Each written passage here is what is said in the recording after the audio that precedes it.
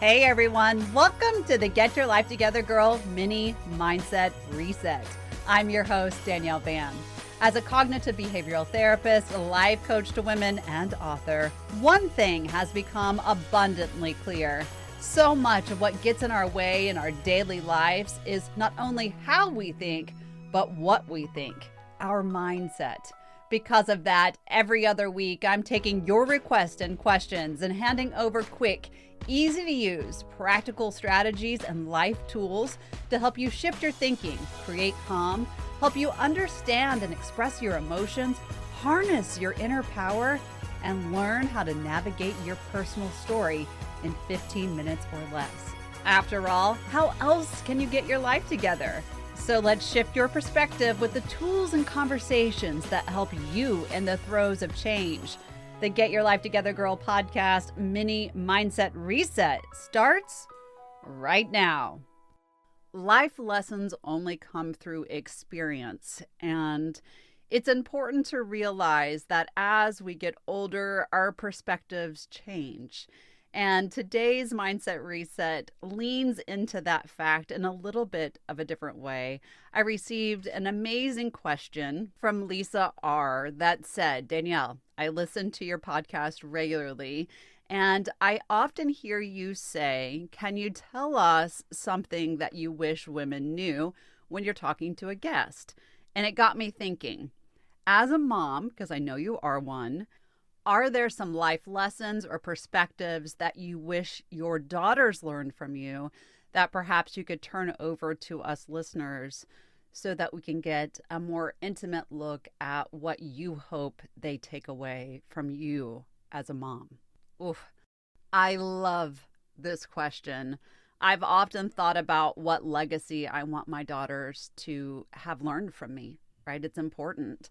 And so I'm just going to wing it off the top of my head as to the things that I hope that they learn from my life, the way that I show up, from the things that I have learned, walk through what I teach, and hope that I live. So in no particular order, I think the first one would be to live in the present. I know I talk about that a lot, but it goes a step further, meaning let go of the regrets. Let go of the past and the worries about the future and embrace the now. Yesterday can't be changed. We can change our perspective to the moment, to the events, but we can't actually change the environment that it occurred in. And if we look at it that way, we can say, I can't live from that space and I can't live from something that hasn't yet happened. So I only have the option to live in the now. If I live in the now, I don't miss the journey. I don't miss the emotional experience, the resiliency that's built, the ability to manage my emotions, ability to smile, to be happy, right?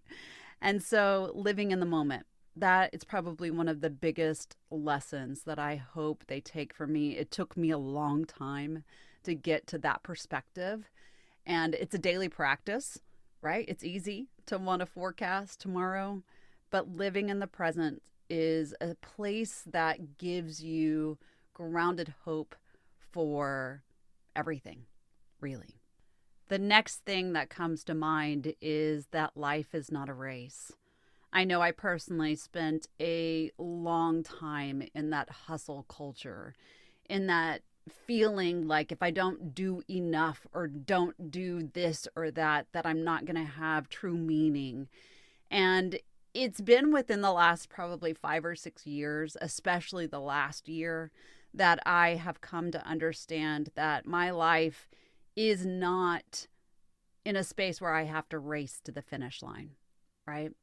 And I hope that everyone that's listening, and especially my girls, understand that life's journey is unique. It's individual, and that we have to give ourselves permission to take the different paths and to have different timelines than our friends and to show up as we want and need, and that no matter what we do, we don't have to compare our journeys, and that it's okay.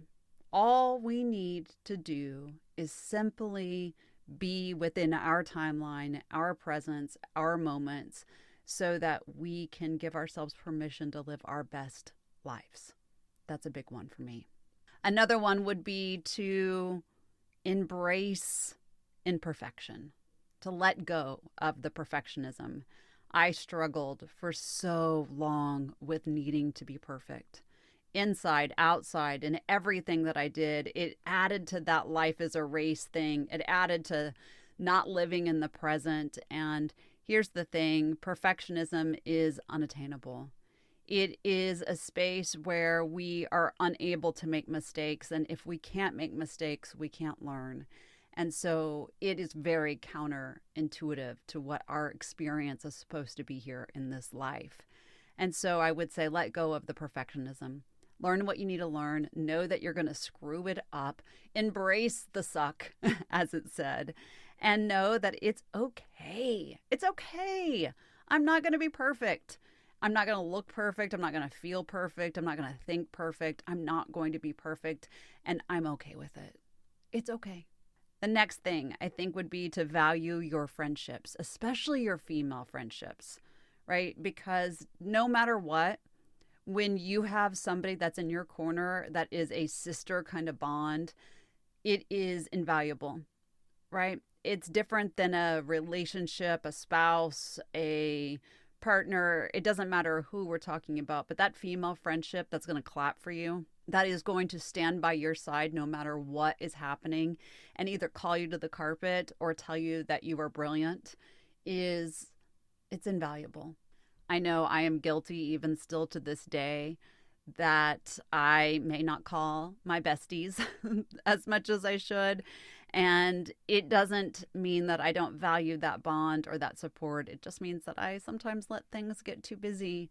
And when I call and when I come back into those circles, I am reminded that I have to appreciate the support.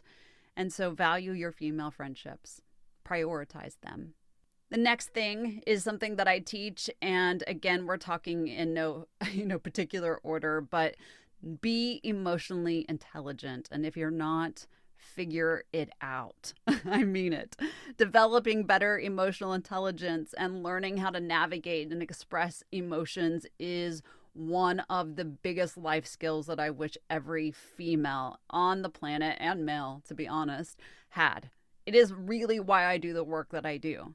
To know what you feel, to be able to lean into those truths, to navigate every experience from a place of emotional understanding is priceless. You can navigate anything when you have a true definition of what you're feeling. So become emotionally intelligent. Only when you are emotionally intelligent can you get into the next thing, which is to set boundaries. Boundaries are the ultimate way in which we teach people to treat us. So realizing the importance of setting healthy boundaries in your personal life and relationships and professionalism, all of it, it's getting into a space where you can say no and not feel guilty about it. It is a priority for anyone at any time in any space of their lives. You must learn to set boundaries. You must be willing to say no. You must be able to take care of yourself mentally, emotionally, spiritually, physically, and financially. And boundaries is a great way to do that. So that's something I would say is be willing to set boundaries that are not walls, but instead these semi-barriers to what you will accept. It's so necessary.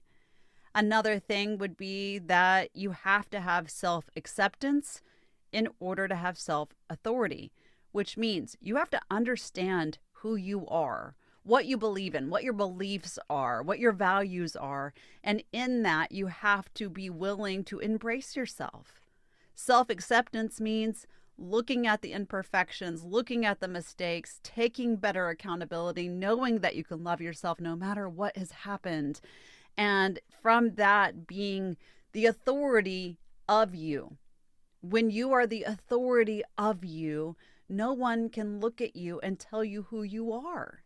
You're not seeking validation from someone else, but instead you know intuitively, intimately, without fail, who you are. I hope that that is something that you learn. I hope that's something that my daughters learn. It's something I had to stumble into. And to be honest, I'm still learning how to do that every single day. And it is something that is an every single day priority. And that leads into the next thing, reevaluating your priorities every 3 to 6 months.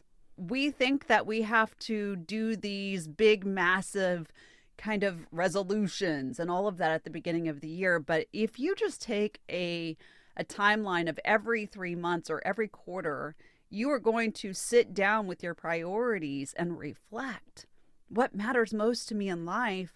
That helps you use your energy in a positive way. If I'm focusing my energy and my time into what brings me fulfillment and happiness in the current moment, right back to that living in the present, that means I can be more productive in my life. But if I'm just focused on a goal and it's a year-long goal and I'm not really in the steps of creation, I'm not in the systems, I'm not in the results, then I'm just sort of tumbling through life. It's the mundane, it's the life is what it is. And I want you to be able to reevaluate what makes you happy, what matters most to you. You should be doing that. And so that's something I definitely would teach. It's something that I do quite often for myself. And generally, I actually do it every month because I want to know where I am, where's my checkpoint, where's my get off point, what needs my time, what needs my reflection, what needs my energy. So reevaluate your priorities often. Financial independence would be something else. I raised my daughters to be wildly independent, much to probably their husbands in the future's chagrin, right? Is that you have to be able to take care of yourself. And that means if you're in a relationship, understanding what's happening with your finances, not having complete control and not hiding what's happening on the outside too. Being able to have the ability to make money, being able to take care of yourself, not handing over control, regardless of what your relationship status is, being able to really hone in, know that you will have a roof over your head, know that you can feed your children or yourself, whatever it might be. I hope that financial independence is a focus.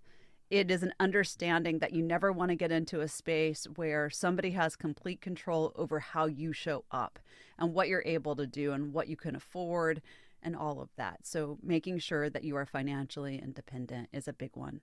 And the last one that comes to mind, at least for right now, I probably could, go through a million of these, but the last one for right now is to love your body as it is at the age that you are, exactly as you are.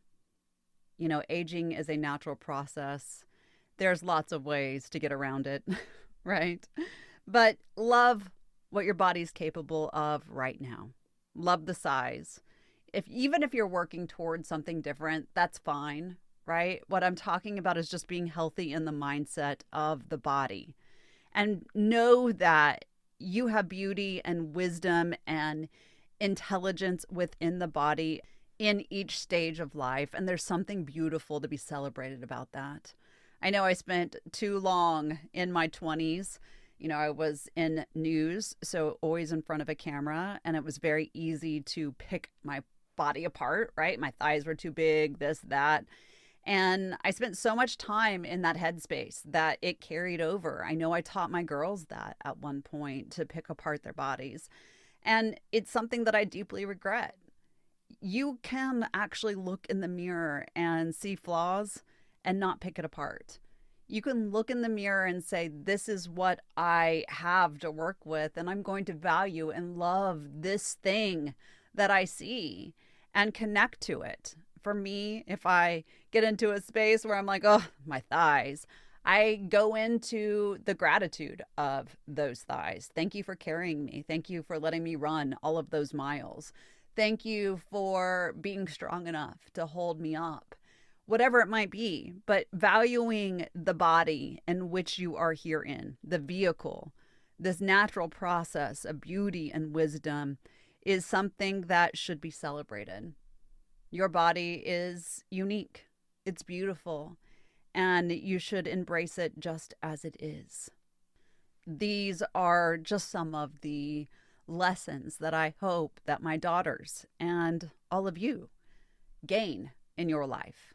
Whether it's from me or someone else, I hope that you find a captive place to love who you are, to experience who you are, and to own this beautiful life in which you get the opportunity to live. If you can do that, then you have the ability to love every single ounce of who you are and what you have to offer, what you've learned, the very essence of you. Lisa, thank you for such a beautiful question, for allowing me to reflect. I hope that you heard something that piques your interest, that gets you into a space where you dive in just a little bit more and honor who you are in your beauty and your wisdom, as I hope that for all of you. Thank you so much for listening to the Get Your Life Together Girl mini mindset reset. If you have a subject or strategy request, email us at getyourlifetogethergirl@gmail.com. Or you can visit our website at getyourlifetogethergirl.com. If you're looking for daily inspiration or tips and tools, join the growing community at Get Your Life Together Girl on Instagram, Facebook, and TikTok. Thank you for being a valuable member of this community. Until next time, be kind to yourself and others.